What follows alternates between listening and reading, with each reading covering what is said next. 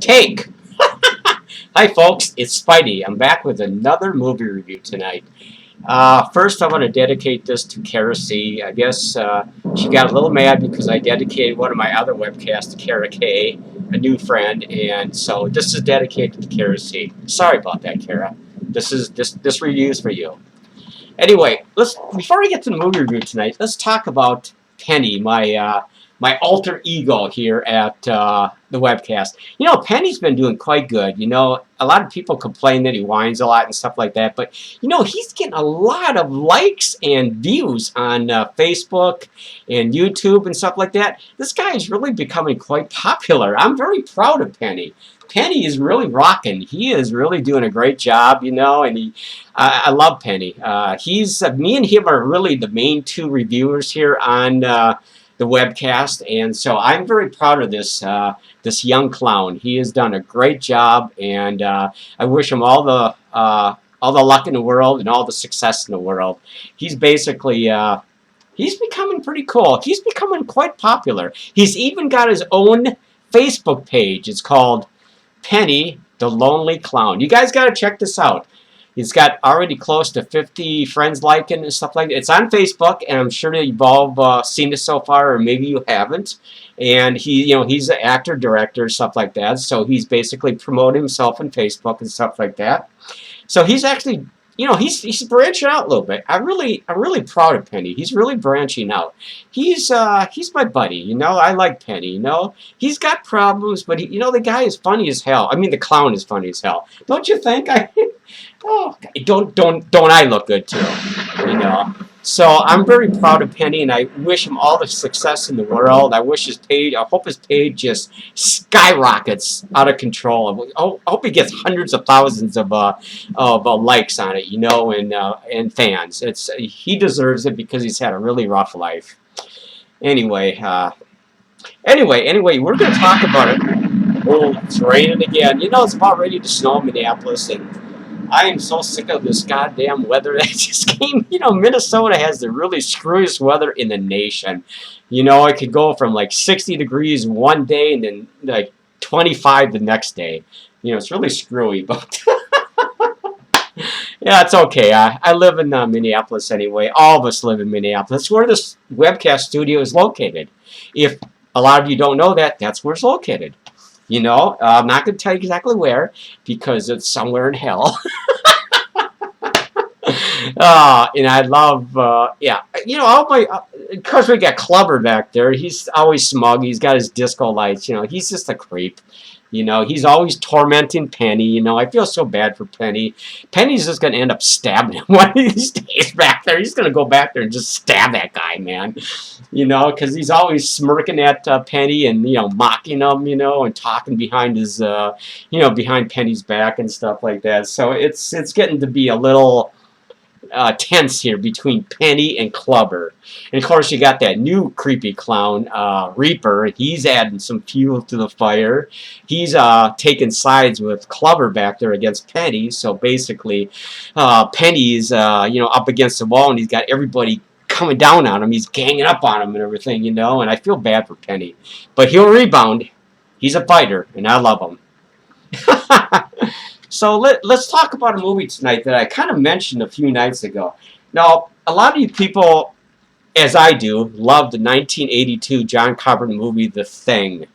Okay, it's a classic. I rate that movie a 10. I think I actually gave that movie a 10 in recent reviews because I think it's a perfect movie. It's got comedy, it's creepy, it's atmospheric, it's got, you know, everybody's paranoid, you know, everybody mistrusts everybody in the base, the Arctic camp. You know, and it's a great movie. It's got fantastic special effects by Rob Bottin. But we're going to talk about another movie tonight, though, that tries to capitalize on the success of 1982 Thing movie. And I do like this movie a lot. You know, it's actually got some pretty cool thing. It's called Harbinger Down. I think I mentioned this. Remember I mentioned this? Harbinger Down. Now, this came out 2015.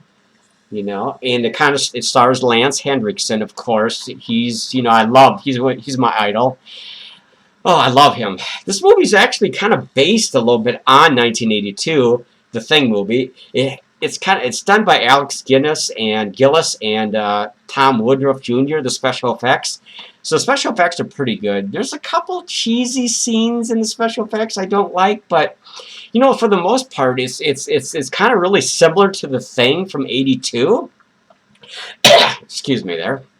I had to cough out a spider web or something. I don't know what the fuck. Something's in my throat, you know. I've been sitting in the studio trying to figure out a good review for this movie, and this movie, Lance Henriksen is really the only recognizable actor in this movie. He plays an old, gruff crab fisherman, you know, on the high seas, you know, and he basically goes out with his crew crab fishing at night, you know, stuff like that on the ocean, whatever. And so what happens is, well, actually the movie starts off with a Russian cosmonaut. And this is kind of weird because it takes place in 1982. Isn't that kind of a coincidence there? 1982, John Carpenter's movie, The Thing, 1982. I think they kind of played this movie off The Thing from 1982. Kind of similar special effects and gore and creepy, slimy, gooey practical effects. So anyway, it takes place in 1982, the opening sequence. And so what happens is this Russian cosmonaut is entering Earth's atmosphere, and of course he's out of the spacecraft is out of control, and the Soviet Union is doing some kind of a weird radiation experiment up in space. Of course, it backfires on them, and of course the Russian cosmonaut plunges to Earth in the beginning of the movie, and you know is buried in this ice and the snow for what 1982 up to the present day, which is 2015. So basically it doesn't. That's where it cuts off, and that's where it takes place now. That's where Lance Henriksen's boat, a giant fishing trawler, crab trawler, whatever you want to call it, goes out, and he brings a whole bunch of people with him, his crew, and some scientists and stuff like that, because they want to do some experiments out in the ocean and stuff like that, in the Arctic. I think it takes place in the Arctic. I'm not sure. I think it's the Arctic. And of course, they happen to run into an iceberg that has the Russian cosmonaut buried in there since 1982, and of course the spacecraft is all crushed and everything, but he's still inside, you know, frozen perfectly, you know, it's kind of like in suspended animation. And so they basically, you know, they salvage it and they bring it on board, Lance and his crew, and of course the other scientists and stuff like that, including the one Russian female agent who works for the KGB or whatever she is. She's working for Russia now, it's not the Soviet Union anymore. And so they don't think much of it. They let it thaw out for a while. And so what happens is they finally discovered that it's actually a Russian spacecraft with a cosmonaut inside. And so they don't think much of it. They just want to know what happened. Why is that thing frozen in ice for the last 30 years or so? It'd be actually 33 years. Exactly 33 years. Blah, blah, blah, blah. I gotta get my reviews right. And so, you know, there's lots of bickering between the head scientist and this young girl who's like his grad student, you know, student, you know, she's you know, she wants to make her name in history and stuff like she's trying to become a well-known world scientist and stuff like that. So, and basically, so Lance Henriksen, basically, he's the captain of the ship. He basically quarantines the thing. Of course, she comes back later that night or a couple days later, and they take off his helmet, the cosmonaut's helmet, and they cut open his cosmonaut spacesuit, and he looks like he's been petrified white. He's got it's really creepy looking. He hasn't decayed one bit, but he's got. Well, you have to look at the movie and understand what I'm saying. He kind of looks like a white, frozen, wormy popsicle. That's the best way I can really describe it. You know, and so she basically takes a tissue sample from him, brings it into her lab, and she doesn't realize that she has just unleashed a nasty parasite on board the the ship, the Harbinger, down. You know, she didn't think much of it. You know, she didn't use her brains, you know. Instead of leaving him quarantined in this capsule and his, you know, cosmonaut suit and everything, where he was everyone was perfectly safe on the ship, she basically just exposed everybody on the ship. There was about maybe a dozen people on the ship, you know, out in the Arctic and doing research and crap like that, and crabbing, you know, fishing for crabs at night. So, it's got some pretty slimy good effects in it, you know. So she finds out that, she takes it under the microscope, finds out it's got thousands and thousands of different DNAs from every creature on Earth in it, you know, like, it's, excuse me, it's basically, she doesn't understand what she's done. It's a mutated, slimy, virus, creepy, shape-shifting monster that the Soviet Union had created. So, you know, and so the horror starts basically later that night, because they don't realize that, well, the guy that actually is the engineer in the boat, he basically sleeping one night, and he starts to hear, they don't realize this thing is actually liquefied. It starts sliming around the ship. Looking for victims, you know, which is, it's pretty cool. It's actually kind of a cool movie. I don't give it nearly as good a rating as John Carpenter's The Thing movie, but it's got some pretty decent moments. So he's sleeping one night, and he hears this really, really creepy quivering sound under his bunk. You know, like, I can't describe it. You have to, it's kind of like a really icky sounding sound. So he wakes up, he takes his flashlight, and he you know, he puts his head under his bunk and starts to use his flashlight to see what the hell that sound was. And there's this big gob of fleshy, pulsating stuff on some kind of a pipe or something, and it just slimes right into him and takes him right there, because it feeds on life forms, because it wants to keep evolving, just like John Carpenter's The Thing. It wants to keep evolving. You know, it wants to adapt to any kind of life form that it basically absorbs you. You know, it kills you, absorbs your DNA, so it can, you know, just keep adding on to all of its different DNA factors in its body, you know, so it can turn into anything it wants to be. I'm sure there's going to be a sequel in this movie. I hope there is a sequel in this movie. It does rate a sequel. In my opinion, the movie does rate a sequel. So he's the first victim. They don't even know that till about halfway through the movie. And so, so the rest of the crew goes back into the cargo hold where the cosmonauts' spaceship is, and they find out he's not in a suit. He's gone. He's completely gone. You know, he liquefied and went down the drain pipes and stuff like that, and he's looking for victims on the ship.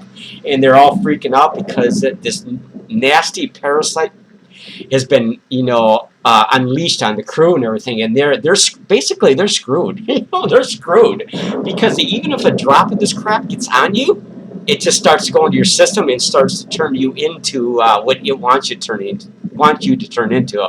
And so you're fucking screwed. The one head scientist gets this shit. He goes on later on with his iPad or something. He takes photographs of this thing, and he gets the shit on his hand, the remaining shit that's in the cosmonaut's spacesuit, and he rubs it on his pants. Of course, he's already fucked. He's already fucked. He's already fucked. And of course, maybe 20 minutes later, 15 minutes later, he starts to burn up, and they're all watching him outside on the deck of the ship. And oh my god, it's disgusting, man. He starts sprouting all these worms out of his, like, tentacles out of his back, and he just dissolves, and he goes right down the drain, and they're all looking at him. What the fuck? Is this what's going to happen to all of us? You know, it's got some really good effects in it. You know, the creature is kind of slimy, disgusting. You don't get to see really, you don't really get to see it thoroughly, but you do get some glimpses during the movie, you know, when it's quivering and, you know, mutating, sloppy, gooey shit come out of pipes with, like, tentacles and crap like that. It does have some gooey stuff in it, but I still think 1982's The Thing is much better. This movie, actually, I watched it. Shut up, Reid. You know, by the way, Pennywise gets really scared of rain. That's why he doesn't have rain. You know, he's like a little baby. Anyway, back to the movie. Anyway, it's, what the hell was I just saying? I don't even know what the hell I was saying. I lost my track. See, that's what happens when you're mentally deranged. You basically lose your train of thought. You know? Anyway, this thing is just crawling around the ship. Is trying. It basically gets one victim after one crewmate after another. You know, there's this Russian female KGB agent or something on board. She's basically, she knows about this damn thing, and she gets fucking just screwed up by this damn thing too, man. She turns into this nasty fucking creature that's got her face on it. You know, it's got all these oh, you have to see it. You have to see it. It's kind of cool though. I think they actually used practical effects on pretty much all this movie, which actually looked much better than CGI effects. Now, I have nothing against CGI effects, but in this movie, actually, I prefer practical effects because I think I'd rather see these kind of creatures made in a special effects workhouse than, you know, on a computer, because I think it's more effective. They look gooey. They're more slimy. They look more realistic, in my opinion. And that's what they were trying to achieve in this movie, because they wanted to go back to the old school of special effects, you know, practical effects, which I think is, in my opinion, is much superior to CGI effects. Maybe because I was around more, you know, when John Carpenter's movie was made, because that was practical effects, you know, and of course everybody barfed at that movie because it was so disgusting, gross, but it was fantastic, you know. How many minutes we got in this? Anyway, we're running out of time here. I want to keep these reviews short. Anyway, you know, Lance Henriksen, of course, is the captain of the Harbinger down. And of course, he gets you know, he's looking pretty bad in this movie. You know, he's getting old. I love Lance Henriksen, but he's getting old looking, man. You know, he does a great job as a captain. You know, rough, tough. You know, won't take shit from anybody. You know, the rest of the crew the actors are all pretty good in this movie. It's pretty much a believable movie. You know, the special effects kind of intermingling with the actors and everything. So, you know, like I said, everybody gets killed on this board except the young girl who fucked everybody up at the very beginning by taking a tissue sample from the cosmonaut. You know, she's the only one that survives, and I shouldn't be telling you that, but she's the only one that survives. Let's see, let's look at a cover. Let's get the cover here. A lot of you people thought about this movie, because I know a lot of, there's a lot of trailers last year about this movie coming out, and I recently found out it just came out on DVD for sale recently, so I bought it a couple weeks ago from Amazon because I was really curious about practical effects in here, and it was being compared to 1982's The Thing movie by John Carpenter, which I kind of I love. That's one of my favorite movies of all time, like I said before. It's very similar to that movie in a sense. I mean, I think you're going to find the Thing much better, but this movie is actually pretty good when you want to just watch a really cool movie. I've watched this movie 3 times, and I kind of enjoy it. It's kind of one of those movies where you just pop into your DVD player and just watch, you know, because you want to see the effects over and over and over, you know. But the acting is good, you know, the script is good. I think it could have been a little bit longer. I think it's a little bit short, maybe at clocks in at maybe 90 minutes, maybe. Oh, I wish I could clock in at 90 minutes. Anyway, yeah, there's like I've said, there's the back cover. Okay, I don't know if you can see that very well, but and there's the front cover, of course. I would recommend that you people put this movie in your collection if you like slimy practical effects. Like I said, not all the effects are effective in this movie. There's a couple cheesy CGI type effects, I think, but I think for the most part this movie works, you know, and I would love to see a sequel to this movie, because they do kind of leave it open for a sequel at the very end. And I'm not going to tell you, the one girl who exposed everybody at the beginning of the movie, she's a sole survivor at the end, you know, and she has a beacon in there. You can hear a helicopter in the background coming towards her, so I'm sure she's going to get rescued. She's laying on a slab of ice next to the ship, which is run aground into an iceberg, and of course all the snow and has caved down on it. You know, I'm sure this thing is not dead, because I think you need hydrogen dioxide. You know, I'm not even sure what you need to kill this thing. It's kind of a really creepy little, kind of a slimy fucking creature, man.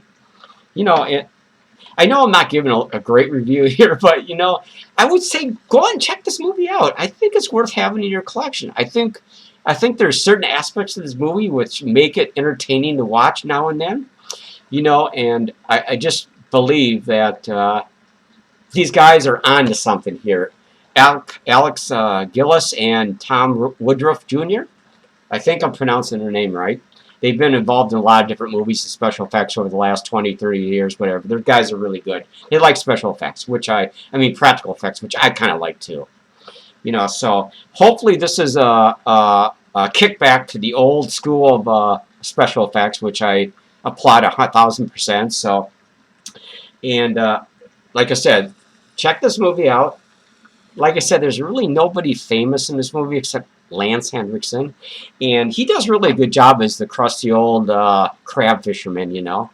And of course, he perishes at the end. He gets the shit splattered all over him, and of course, the last 10 minutes or so, 15 minutes of the movie, he's basically getting hot because it basically turns you into it boils you basically before it starts to sprout, you know, tentacles out of you and stuff like that. It's basically inside of you, and it's basically taking control of all your DNA and blah blah blah. And it's basically you're fucked.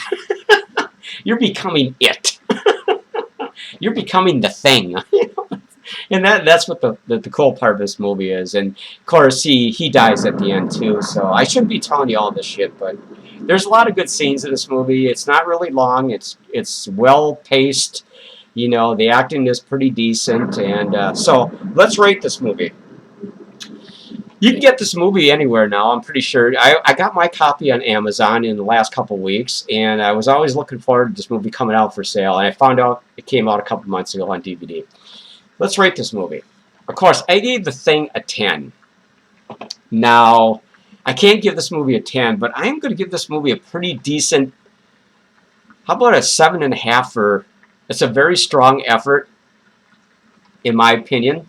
I think they did a good job. So let's give this a 7.5.